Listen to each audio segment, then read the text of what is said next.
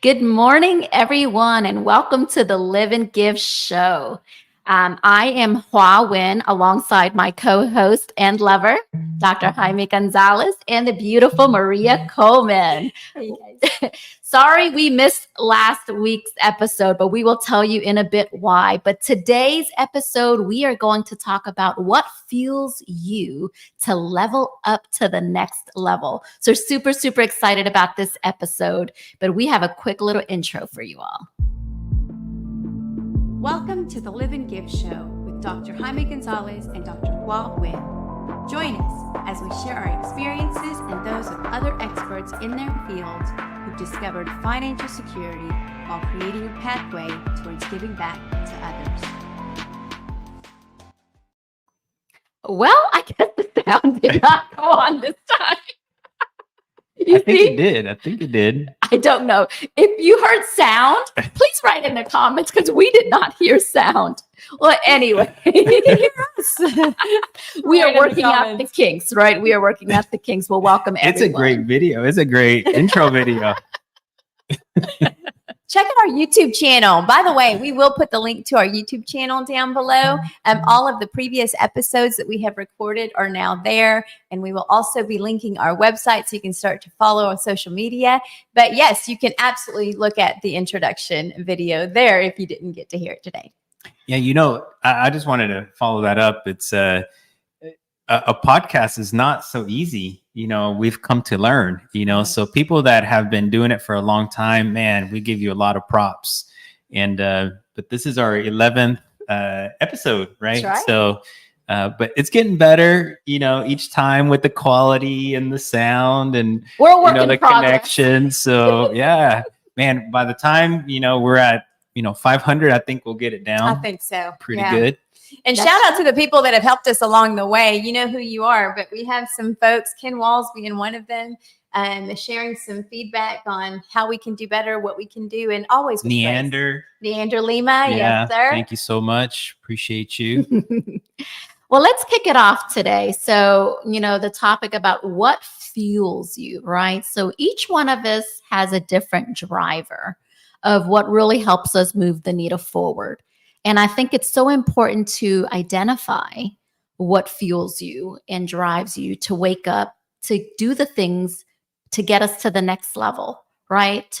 Even if you're in the motion of, oh, I feel like I'm doing pretty well, what motivates you internally? Because I think the key to growth is it has to be an internal driver that fuels us to want to elevate, to grow to the next level. So I'm going to let you start, lover. And what specifically for you kind of fuels you? And I know you have your routine of what your morning habit, but what really is your deeper driver and why? I think it's changed within time, so whenever I was in my 20s, it was just like, going out, right? So let's see, how many dates I can get, in a certain amount of time or whatever. That's like so shallow, but I mean, that's what fueled me back then. No, and then in your 30s, whenever we got out of school and we started to practice, so money fueled me, so it's again, that's not very deep, right? So it's taken me a while, to okay, what is it really that actually is fueling me, and how I can, pass that down to other people, right? So, and it's not easy to kind of, think of, okay, what actually is fueling me, right? And throughout all this, I believe in God, so, and that's one of the things that's been consistent with me. But what are the things are fueling me? And now it's like, how am I able to be the best version of myself every day, right? And so I can be the best version of myself for other people, so I can help other people, right? So what are other ways that I can help them? If it's either educational or financial or philanthropy work. But how can I show up and be my best self? Right. And again, there's, like you mentioned earlier, yeah, I do have a process, but that's what's getting me to that point. Right. So, but yeah, it just, how can I be the best version of myself, and how can I give, the best? I for me. appreciate you because, you say it where it's a different phase. Like in your 20s, what fueled you was very different than what fueled you in your 30s. But you're only 29, right? Wait. 28. Wait a minute. Biohacking. No, but today, what fuels you is very different than what fueled you when you were younger. And I Mhm. appreciate you being honest about the different drivers and what fueled you at each phase of your journey, right? And the deeper. And I think that's important because we discover deeper layers of ourselves, and there are different drivers, and our why changes through our journey of life as well. Mhm. So, when you said, oh, dating back then when I was in my 20s, right? And girls and then money, right? And that's just being honest about what was the driver back then for you, right? Mhm. Um, And it's a lot of the times it doesn't change. For some people, they don't develop, a bigger, deeper why, right? So, and what really does fuel you, and why are you on this earth? Why are you here? There is a specific reason, why people are on this earth. Every single one's different, right? But just kind of figuring that out, and hopefully earlier than later. For me it was a little bit later, but I think I figured it out, right? So, and I mean, just working on myself in every which way I can, that way I can help other people and kind of teach them what I know now, and so they don't have to experience all the obstacles and things like that for them. So And what about you, Maria? What's your deeper fuel? I have so many, and like Jaime mentioned, and I'm sure that goes for all of us, that it's very different throughout the Dating? different stages. Yes, but not only that, if you consider the environment, right? I think you say, well, what fuels me changes. Well, my why may change, but your environment, the place where you may be. So, for example, it was cool to go on these dates when it was in college, when you were in college, for example, or making money right out of college, trying to grind and hustle. So I think that it just really depends on the day. And we're going to talk a little bit about different types of motivation. So there's intrinsic motivation and extrinsic motivation, and when to leverage both of those, but how that's not the entire piece of the puzzle. There is more to motivation, because some days you may just not feel like it, right? Mhm. You just kind of wake up on the wrong side of the bed, and today's just not it. But in terms of, for me, I think what Jaime mentioned, my deeper purpose, my deeper passions, my family, my desire to really make sure that my mom and dad feel like they did something good for us when they brought us to this country. I think that always is a defining factor for me and a driver for sure. Mhm. No, great. If you're watching, share with us what fuels you, right, to get up, to get to the next level, to want to improve yourself, to become the best version of yourself, to get to that next level. I always say there is always a next level for all of us, right? Whether that's personal growth, whether that's business growth, whether that's relationship, whether that's spiritual. There's always another level that fuels us. And there are different drivers. Sometimes it can be a negative driver from a point of pain that drives us to avoid that pain. But then there's also an inspiration where it can be a positive driving force, where it pulls you instead of pushes you, right? And it can be by inspiration. And so the environment is super, super critical, like you mentioned, because when you put yourself in different environments and you open up your heart and mind into a whole nother level of space, and hearing other people's stories and the mission, it feels you, like I kind of said when we went to charity work or mission trips around the world. When we come back, that is a positive driver. That's an example of a positive fuel of wanting to get to the next level. Where my younger years, a lot of my fuel and driver was to avoid pain, right? To get away from the things that I was experiencing as a child.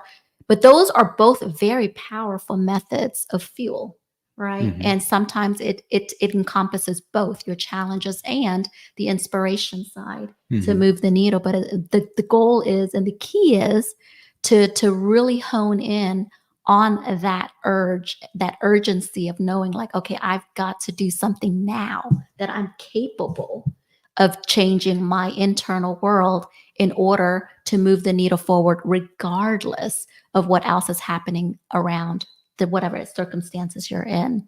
And so it's easy to look at someone and think that they've got it all figured out, that they're in a different situation than you are. But know that we have come across a lot of people from all walks of life, all different financial backgrounds, um, who were able to still create the life that they're living now because of that fuel, that burn, that like ignited heart, that there is no stopping them, that they were going to figure out, how they're going to move that needle. The how comes later. Once you get that why and that burning desire and passion, the how will come. You will figure out who you need to get to know and the how and all of that, right? Mhm. Yeah, and like you said, there has to be that why, right? So we like to practice, with us and other people, like the 7 levels of why, right? So it's like usually whenever say, why are you passionate about your work, right? Well, it's great money and supports my family. Usually that's not the reason, right? And because you're the first answer, usually it's like up here, right? And then if you ask, well, why is it important for you to make good money and support your family? And that's the second why, right? Then the second answer starts traveling down a little bit. And then after about the fifth answer, that's whenever most people, from what we've experienced, they start getting emotional, right? Then that starts to travel a little bit further down and deeper inside. And then after about the sixth or seventh answer of why, you're just repeating what the person is saying, right? After about the sixth or seventh, that usually tells you pretty close to what your true why is. So if you do have a true why and you're asking yourself this, or practice with your partner or with your friend, then that's really going to get to the point, of what really is fueling you to be, here on this earth, or, on the episode, it's to level up on whatever category, you're working on, right? Whether it's personal growth, or whether it's, job, whether it's, philanthropy, or, so that's what we like to do, right? So, and that's getting to the true why. And then again, we post it, somewhere, we write it somewhere, and then so you can hone in on, okay, this is my true why. This is why I'm really doing it. So, and things, within time are going to change and evolve and things like that. So, and your true why can change, right? So from one year to the next. So some people, like to do it, on a yearly basis. Some people a little bit more, disciplined, like to do it probably every quarter, right? So, but yeah, that's what I like to kind of work on. Some of the things that, yeah, how am I going to level up? Okay, well, answer your true why and practice that, right? That's so good. I love the fact that there's emotion involved in that. Many of us know that emotion is energy in motion. But what that series of 7 questions has allowed you to do, it has allowed you to associate what you're saying and what you're thinking with what you're feeling. And Dr. Joe Dispenza says, right, that thoughts are the language of the mind and feelings are the language of the body. So I think that exercise of writing down that why post, doing that discovery exercise, allows you to, when you read it again, it allows you to connect that feeling and furthermore, motivate yourself to, even if you don't feel like it, to actually get the job done that's necessary because you're on track to leveling up. Can you expand? You had mentioned the intrinsic and extrinsic things. Sure. Expand on that a little bit. So the way that I like to look at it, when you're considering intrinsic motivation, that's something that comes from within. It's that exercise that we just did. What's your real why? What drives you in terms of your family and making money for your family, to provide for a good household, to provide care should they need it, those kinds of things. However, there's also the possibility of having extrinsic motivation where somebody from the outside is motivating you. One way to look at that is maybe a physical trainer. Maybe you say, I don't really want to go to the gym today. It's not really there, but your trainer's waiting for you. And so the fact that somebody else is kind of holding you accountable, then that is motivation that's coming from outside. And they say that different people, based on your personality, based on your experiences, you might work best with intrinsic motivation. That might just come naturally to you. You wake up, you know what your mission is, you know what you're headed to do. Whereas other people might need that accountability partner, and it's okay. It also has something to do with maybe what you're motivated to do. Maybe one thing is the eating well and exercising and do those things, and maybe you need that accountability partner. But maybe to fulfill your dream and start your business, maybe you don't. Maybe that's coming from within. So I think just take a minute and figure out, do you tend to go for a walk just because you want to go for a walk, or do you need that partner that's kind of texting you and saying, hey, are we going today? And that'll give you an idea of what type of motivation drives you. One of the exercises that one of my transformation coaches had me do was he had me draw a circle. So I encourage you to do this exercise to kind of evaluate where you grade yourself in the different pillars of your life. So he said, draw a circle and make like a pie, right? And divide it up and label it, personal health. And that personal health is subdivided into physical, emotional, mental, and spiritual, right? And then the next sector is going to be finances. So within that finances, that's your business, your career, whatever other things that brings in the revenue, right? And then you're going to divide relationships. And he wanted me to break the relationship into two subsections of relationship, where it's relationship with your significant other, and then relationships with your, peers or friends or external other family members, right? And then he said, I want you to then, on the other kind of like I think the last pillar was, we had health, we had business, we had relationships. And then let me try to think. Was there another? I think those were the big ones pretty much. And then he said, grade each one where you are right now. If you had to be honest with yourself, put a number from 1 to 10 where you grade yourself to be. And then within the next year, what you would like to be. And so that was an exercise where I had to be honest within each subsection. And then we were going to see what, if I was grading myself, say a 4 or a 6, and I wanted to be a 9 or an 8, what were going to be the steps within this next 12-month period to execute, to make it happen. And to break it down to each subsection was super important, because what I realized was, for the most part, I was doing pretty decent, but it was heavy weighted on a lot of the business side. And what I lacked a lot of was more my health side, right? And that was why I had reached out to him, was to improve on my health side, which in turn, as I improved. That was not on your top 100 from what No. you told me. Yeah. And top 100 reasons. No. So because I've always been very driven, career driven, I've always been very career driven, and like my family and career are like what I focus a bulk of my energy and what I've done most of my life. That fuels me, that gets me up. I want to make sure I take care of my family. I want to make sure that I have I'm building my businesses, and then my career. I've worked so hard.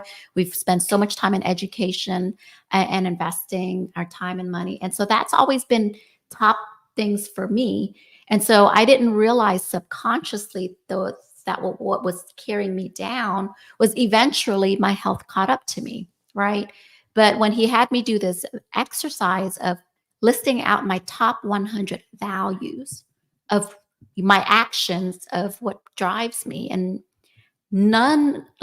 health did not come on the top 100 at all. Any form of health, physical, mental, emotional, spiritual, the top 100, it didn't even make the list.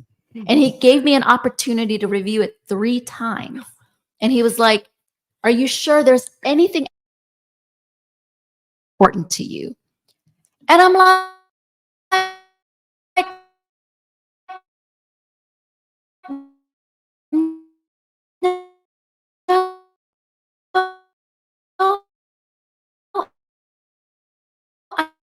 be the case?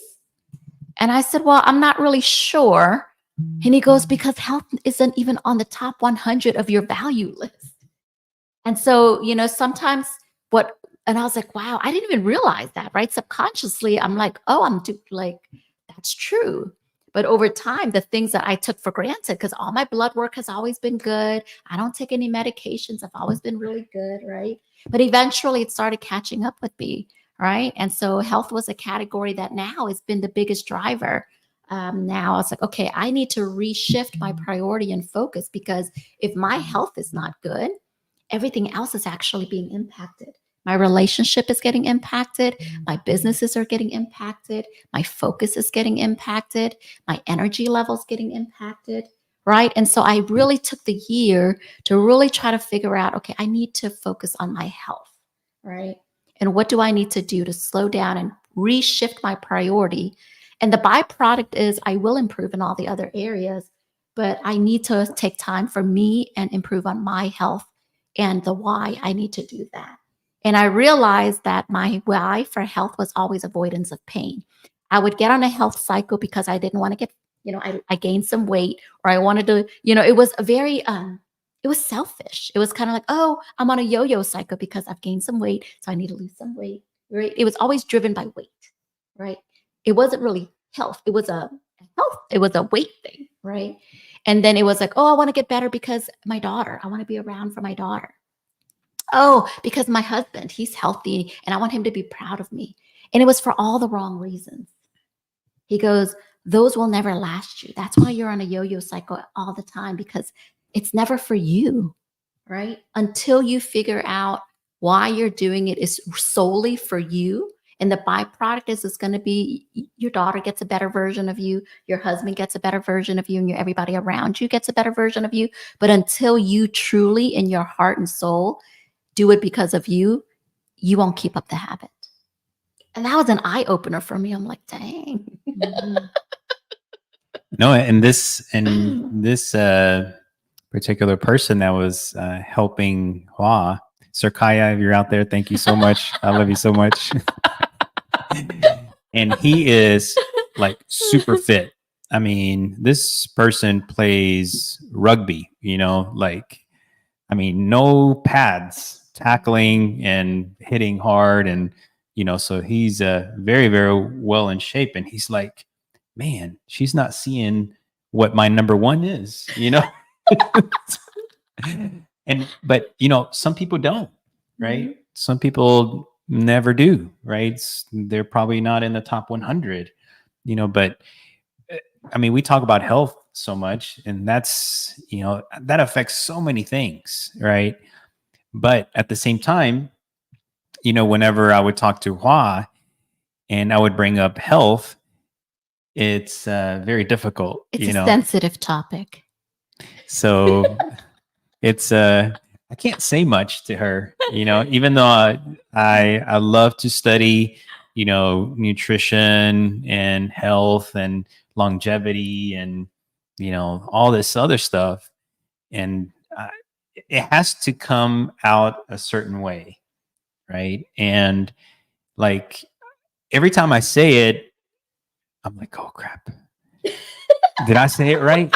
Did I say it wrong? And should I have Athena say it to her?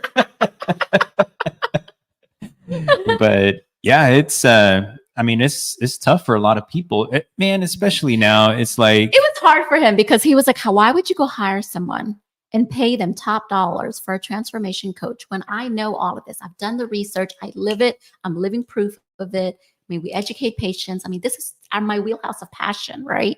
But what I tried to explain to Jaime was it had to come from someone else external. And the reason being was because I associated that the people that I love the most, I'm most sensitive to, right? And even though it came out of a place of love, and, I would take it a different way. And so that type of constructive criticism to me felt like he was judging me. And so that's why it automatically like shifted my mindset. Like, oh, does he feel like I'm not enough? Or does he feel like I'm not, and he's only trying to help me, right? But it took my coach really working with me and explaining it and realizing, and it was all from my childhood. Again, if my mom said anything negative, even though I did 100 positive things, that one negative comment or remark made me think like she judged me a certain way and I wasn't good enough. And so Tony Robbins talks about, there are two things that most people really fear, right? And that drives them or pulls them away. And one is the feeling of not feeling good enough. And the second thing is not feeling loved. And those two things were very sensitive for me, right? Not feeling loved and not feeling good enough. And it was a trigger, right? And what Sir Kaya told me was, it's nothing to do with really Jaime. It's a trigger point from something in your path. And because you're so close to him, the people that are external to your world, whatever they say, it doesn't even faze you. Like, you don't even care. Like, but if your mom says something and if Jaime says something, because they are the people who are genuinely in your heart and those are your inner circle core people, that what they say, you have a huge sensitivity to. Mm-hmm. Right. And so he helped me identify what it is, the trigger, and what I can do to move forward from that and to change as soon as I get that negative emotion, how I can deal and cope with it and reshift it. So when I came home and I was working with Sir Kai, and I told Jaime, okay, I'm open to now. You can tell me, like, I'll ask you and you can give me some advice, and I won't take it the wrong way. And he was like, I don't know about that. That didn't go so well these past years. Is this a trick? Is this a trick? Don't fall for it. But this is just one example of something that fueled me to really do better. And it's always a work in progress, right? Still. But then I realize, when I get off a little bit, I realize the why, right? I realize why I want to do this. And it's not for Jaime. It's not for my daughter. It is intrinsically for me, right? Because my physical health, my physical well-being directly impacts my emotional and mental well-being, right? 1,000%. Absolutely, right? And so getting back into that headspace and doing all the things, that's why these routines of the breathing, the meditation and prayer, and I do that just internally a lot, but it helps really get me to that next, especially if I'm in a funk, right? To be able to get up, get out, change the environment, change my mindset. But you can't just lay in bed, because it's easy to just want to lay in bed and I don't want to do this, right? And your mind starts playing games. But if you start forcing yourself to get out of the environment, and I always focus on one thing. Anytime that I'm having a really bad day and I'm in a really negative space, all I focus is, I'm going to speak to one person. I'm going to help that person out. And immediately I shift. Immediately I get out of my dark spot and I just focus my energy. I'm going to focus on one person that I'm going to help today. And that gets me out of my funk. Mm-hmm. Such good strategy. How about you, Maria? So actually, I just want to acknowledge you, because it takes a lot for a person to kind of dissect what's going on within your situation. But then the act of you doing something to change that is huge, because you could have met with Sir Kaya and he could have given you a very prescriptive thing to do. Do this, do this, do this. But if you didn't actually change that and take accountability and then actually further come and work on your relationship by way of saying, Jaime, it's okay, and understanding why there was a block. If you didn't do all of that, then you wouldn't be where you are. And so I think that it's important to not only know what it is so that you can change it, but also realize the power that you actually have to change it. You also mentioned, some days we don't want to get in the funk, or we're in a funk and we don't want to get up.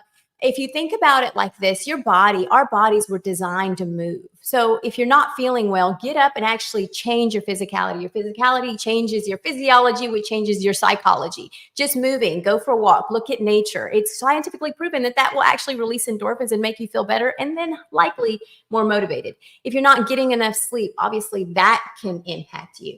But we talked about the things that drive us. For me, it absolutely has a lot to do with my family, but I focus a lot on myself. I spend a lot of alone time, and many days those are before my children wake up or after my children go to bed. Why? Because I do suffer from a little bit of mom guilt, and I feel like if they're awake and they need me, then I need to focus on them. But I watched an episode of of Mr. Goggins, David Goggins, where y'all know, if you know David Goggins, you know that he is, Roger that hardcore. But he said something that made me feel so seen. In a podcast with Andrew Huberman, he was saying, I make sure that my family has everything that they need so they can leave me alone. And as much as I love them, I need that. I need that alone time. Have you been fed? Do you need something to play with? Do you need something to draw? You need an activity? So then I can go and do my thing. And I think that sometimes we have to be selfish like that and just give yourself what you need so that you can be a better person to those around you. Love that. Yeah. Yeah. Are you similar? Well, I love David Goggins, but he's on the opposite side of the spectrum, right? Extreme. And some people cannot relate to him. And then we have some softball, hitters over here that are on the other side of the spectrum, that they only want, love and affection and warmth and, not really a lot of implementation. He's all about implementing, right? So he has everything down to a T on implementation. And if anything gets in his way of implementing, he is running through that particular thing or person or whoever, right? Mm-hmm. So kind of finding where you want to be at, right? So if you really, really need a lot of motivation, so maybe start, listening to him, right? So that's what I would do sometimes. But a lot of the times I get so pumped up because of him. And I don't really want to do that at nighttime, right? So I really want to wind down at nighttime and kind of relax and listen to all my, music, mantra, meditation, the Indian meditation type of thing. So that's me. And then some people in the morning, hey, I could do David Goggins in the morning, so that's a really, really good thing to kind of do. Les Brown in the morning is really good as well too. So I don't think we heard what we talked about our drivers or what fuels us. Did you talk a little bit about what fuels you earlier? It's funny when you talk about the extremity of the spectrum, most people think I would be on the extremity of like, go, do. But my internal driver is actually the very opposite. My natural state is that peace, love, soft side. But by force, by knowing how I grew up, it was kind of like a must. I must, of the avoidance of pain, of the things that I had such a, there is a, I must have attitude, right? I'm just going to go ahead and do it. And I'm going to figure out there's no one going to stop me attitude, right? And so there is a little bit of a disparity of what my action, because by force, I needed to do it, right? And then I'm in a different position now. And so my drive is very different because of where I was. And so if you look at my habitual habits, I can go back and really look at how, as a young child, through my teenage, through my college, I was very meticulous, super organized, super go-getter, million to-do list. Like I was an executor, right? Nicknamed Hustler. And I reflect, right? But I got stuff done. Like there was no one was going to stop me. Like that, I had the David Goggins attitude and driver of extremity at that young age. But what I realized my natural state of being when I go to these retreats, that intuitively and at my core, that's not really who I am. And it's kind of weird. And so there's a misalignment of my actions, my feelings, and my doing. Right. And so that's why it's such a conflict of growth. Right. Because my natural state, what do you really, really want? At the core, I just want peace and love. Mhm. And everything I do is away from peace because it's a lot of stuff in motion. Right. And so that's why it's a little bit, that's why it takes me a long time to do these different things. And at this stage, because I'm no longer in the pain point. And so I'm not that same driver of meticulous and get up and like doing 10 million things. Like I don't live that phase of my journey anymore. What drives me now is like, you know, I want to wake up and I want to feel peaceful. I want to have true love. I want to have that connection, like deeper connection. I suffer with deep connections. People really think that I'm a good people person. But the truth is, it's very hard for me to truly connect on a deep level with people because it takes me time, like I said, to trust in the last episode. And so to truly connect with myself and then truly connect with other people, and that's my family included, right? And so people think that it's easy for me, that I'm deep. No, it takes me some time to truly connect on a soul level with people but that is my driver. I want deeper connection. I want a more spiritual connection with myself, with my higher being, with my family, with my loved ones, people that really like, I want true love. And I want to spread that love to other people through whatever platforms of kindness that I have and whatever platforms of things that I do. That's my vehicle. I just want to spread love and kindness, right? But I wanted to come from my core. And so, although all my different achievements and accolades and the things and career paths, I am passionate about it, right? But I'm also very careful that I'm not doing 1,000,001 things where I feel like it's spreading me too thin away from my level of peace. And so that's why the alignment of trying to figure it all out, of getting like I have this passion and this dream. I had this dream the other night that I was in a stadium talking to about 100,000 people.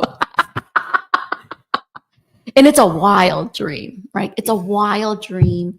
But I listened to so much Les Brown. I listened to so much Ed Milet, Zig Ziglar, and these people who are such inspirational speakers that in my home, that I can listen to them over and over, that these can help me fuel me to the next level. And that's what I like. That's my true aspiration of all the life lessons and experiences through personal, through our businesses, and through things that we've gone through so far. I want to package that to be able to share a message, to be able to inspire and uplift others and become an inspirational speaker like these mentors and people that we listen to. Like, I want to be that person for somebody else. You know, and, you know, my little voice goes, "Wah, how the heck are you going to ever be able to do that?" Right. But then I was like, I don't know how, but freaking I will do it. Right. I will figure out a way to get it done. You know, so what drives me that every time that my heart gets resonated, that's what drives me. Right. And it could be one person. I don't even need a huge 100,000 people. Like, I go to a small luncheon. I don't care if the luncheon is 10 people, 30 people, 100 people. Like, if I have one person tell me that, man, that really uplifted me, or I needed to hear that message today, or that really inspired me, that's enough. Like, that makes me feel really like that fills my heart. And that gives me love. That gives me peace. That gives me my inner drive. Right. And everything else is a byproduct. You know, money's important. Yes.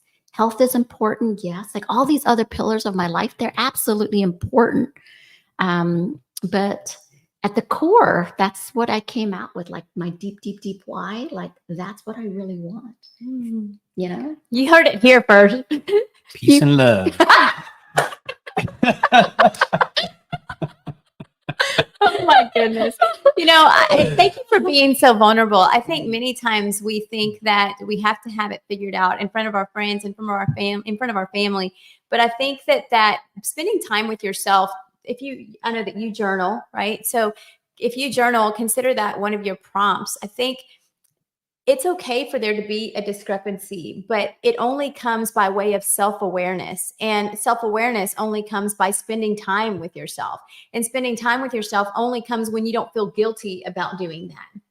So I encourage you guys to find that time. Maybe it's on your drive to work, or maybe it's on your walk, or maybe it's in the morning before everyone wakes up, that you just spend some time by yourself and figuring out, what am I doing? Some days we do a job to collect a paycheck, but it's okay if that's what you have to do right now, but know that there is something else that's waiting for you. We talk a lot about what lights you up. People want the genuine you that loves what you do. Maybe that's writing songs. Maybe that's, playing music. Maybe that's creating beautiful landscapes. Whatever that is, we want to see that authentic you, and they want that from us as well. So I encourage you to find ways, because I think that that's a driver. Once you really, really know what makes you light up, that is your passion to help you go out and seek that. You also spoke about how Sir Kaya gave you this idea, or this mapping, right, to what you need to do. And once you realize where you are versus where you need to go and the necessary steps to get there, if you focus on that small step, sometimes we get consumed with the fact that we want to boil the ocean. We get stuck in all of the things that we want to do, and it just seems too grand. But the light of the sun only burns when it's focused. So that's really when you're going to be able to move the needle. Mm-hmm. Yeah, just to kind of follow up on what you said, finding a space like before you wake up, or what I like to do, it's a little weird, but I go right before bed, I go inside the closet and I turn off the lights. I put on the little music that I was talking about. But Hua and Athena know whenever 8:30 comes, I will not be with them, so just kind of creating that time for you, letting people know, hey, this is the time I'm dedicating for myself, for you, right? And so I'm in there for 30 minutes, usually 30, 40 minutes, and that's just me, right? So, and then I take, like you mentioned, I take my walks. I go, early in the morning, and, right before around 7:30, I take my walk, but I'm winding myself down. I'm lifting myself up. I'm, praying, I'm having that gratitude part or piece working on. So consistently, you have to work on yourself, because there's so many things nowadays. There's so many issues, so many problems. The news is like, that's another thing, so, but you have to consistently do this, because if you don't, you will get just sucked in everything else, and everything that, is busy, that life is throwing at you. So it's very, very difficult, just to be at peace with love. And if you don't work on yourself, that's just very, very difficult. You have to add some personal growth, whether it's with a coach, or whether it's, by yourself, or with a family member or partner. But finding a way of, helping yourself. Right. So again, because the way I think of it, it's like, the more I learn about myself, the deeper I can, explore other things, the more I can help other people. If I don't learn anything about myself, I am very basic. I'm really not able to help a lot of people, so I don't have much knowledge. But I'm just very simple. I'm not very interesting. You are. No. If you don't work on yourself. If you don't work on yourself, right? So it's like back whenever I was 20 years old. Okay, what do I have to offer? Nothing. It's like, come on. Rubber bands. Jaime was always a very positive, uplifting person. He's always has been. I had that mindset early on, but it was, I was not working on myself back then. I had no personal growth. I had really not many people to look up to, so, but you have to go out there and look. It's not going to come to you, right? Right. So everything's not going to be fed on a silver platter, right? So you have to get out there and work on yourself. Dang it. Yes. I was at a power luncheon the other day with Bill Walsh, and he asked me to start the event off and be the speaker. And then we had a surprise celebrity guest. His name is Glenn Morshower, and he's an actor, inspirational speaker. I mean, he's been in over 240 films and movies. And, he was sitting right in front where I was speaking. And so I'm gauging the room, and, believe it or not, before I speak, majority of the time, I don't have anything prepared. People think that I have a speech prepared. You'll never hear me say the same thing twice when I go speak. But I kind of felt the audience, and immediately I saw him, and we had met him in a mastermind in Orlando a couple of years ago, right? And so I was like, whatever resonated and came to my heart at that moment. And I had about 15 to 20 minutes to kind of talk. And, after I did my speaking, and he came up to me and he really gave me a lot of words of encouragement, that I just really did an exceptional job. And he goes, and I'm not just saying that because just to say that to be nice, you really do have a way to connect with people, right? And I every time I hear it, it's an irony because I have such a hard time connecting with people. But somehow through my talking, it resonates with people, right? And so when he came up to speak, some of the highlights of what I took away from him was, he talks about our level of what we expect out of our life. He goes, your life where you are right now and in the future will never exceed what your life expectancy of it is. And so if you expect and your dream and your vision is only a certain amount, your actual life will never exceed that. So our own limiting beliefs cap where we are, right? And he goes, there are 4 rooms of life expectancy. He goes, room 1 is going to be where all the naysayers and the no's, right? Where you really don't believe that you're going to be able to get out of where you're at. Room 2 is going to be your maybes. Maybe not negative, not positive, but just it's maybe, right? Room 3 are going to be the people who are going to be, most likely, right? I'm going to more than likely be able to do things, right? And the room 4 is going to be the inevitability. Like, absolutely, yes. There's no such thing as pursuing my dream. He goes, do you go and ask somebody, would you like to pursue dinner with me tonight?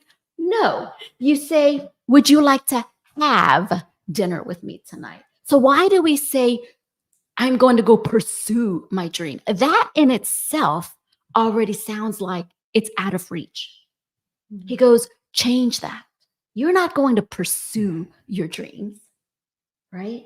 You're going to have your dream. You're going to you already need to make it a reality for yourself. And what you expect out of your life is about where you're going to get capped. And he goes, that's why it's so important that you hang out with people in rooms 3 and 4, because you're hanging around a lot of room 1 and 2. You're never going to make it out to the big space. And that's why it's so important to the possibility of what else is out there. We limit our own capability and our belief. Mm-hmm. And it starts there. It starts in the mind. It starts with around the people that are actually executing and doing. Not only are you motivated to do what you can do, but what are some resources? What are the action steps to get to that next level? And that's why your environment, not just your network is your net worth. Your network is your life, right? Is your next level of life, right? Because all your other areas of your life can be elevated, because believe me, those people in room 3 or 4, they're elevated in spiritual. They're elevated in family. They're elevated in their values. They're elevated in their health. They're elevated in their growth. They are hungry. Hungry. Right? And so you got to get around people who are like, they're going to elevate you. They're going to support you. They're going to tell you like it is. If it's not a good idea, or if it is, what are the resources? And they're going to support your dreams. They're not going to laugh at your dreams and be like, sure. Like, how are you going to ever get there? Right? They're going to connect you with people. If this is your dream, I know somebody. I can introduce you to X, Y, and Z. And that's why we invest in ourselves to get in these rooms, right? That's why it's so important to get out there, right? And elevate and what fuels you, right?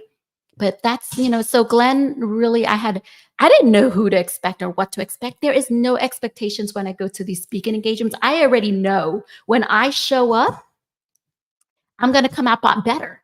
I'm going to learn, grow, and do something better every single time because I expect that for myself. I don't care about who else is going to show up, but I expect that I will learn or I will give or something positive is going to come by me showing up. And that was part one of my talk, was showing up.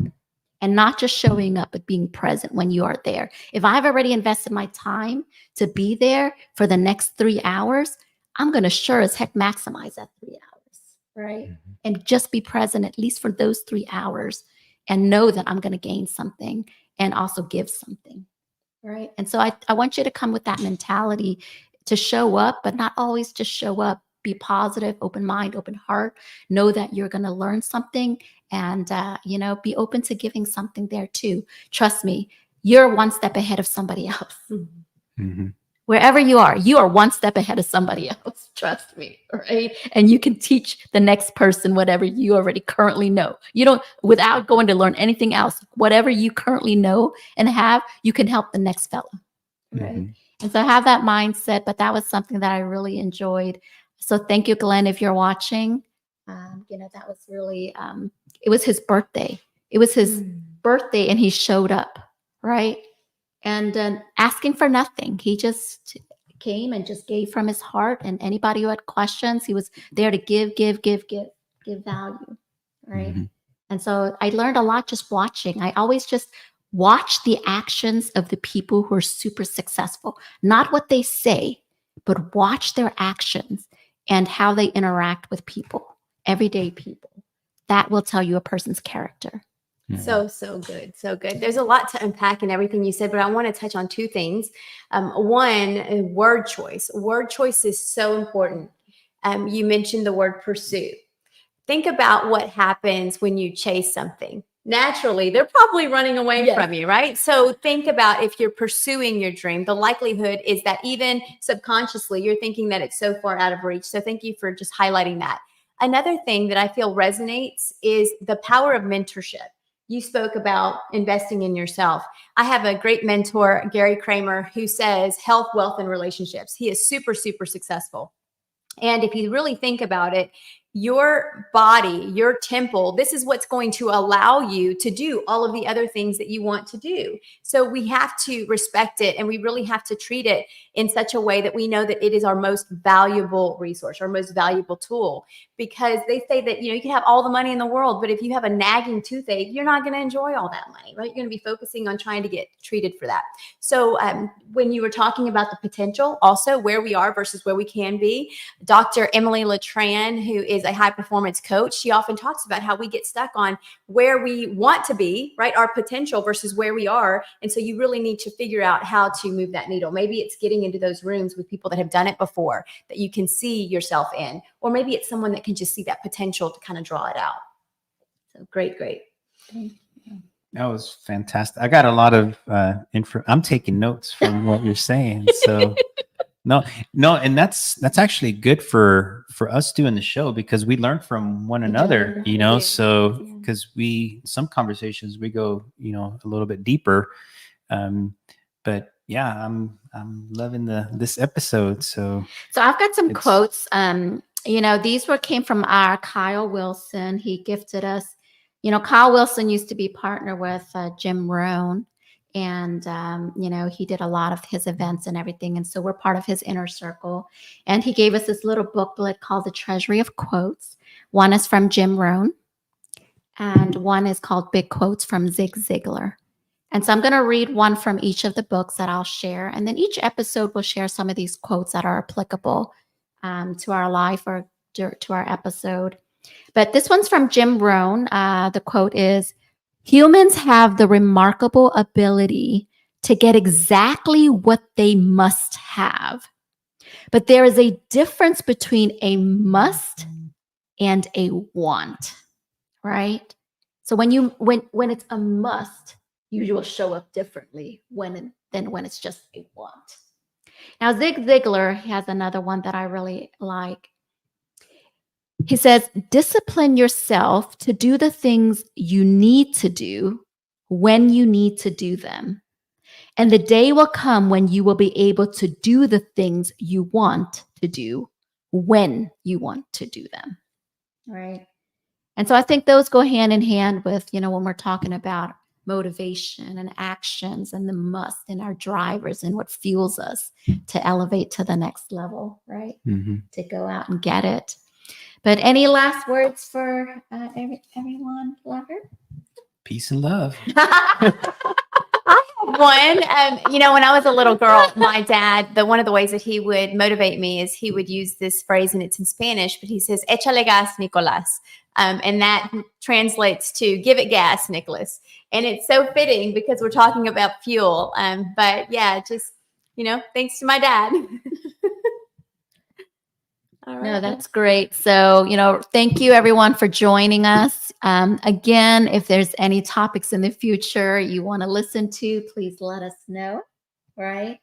And other than that, we will see you next week, Mondays at 11 Central. Thank you for joining us. Bye, everyone.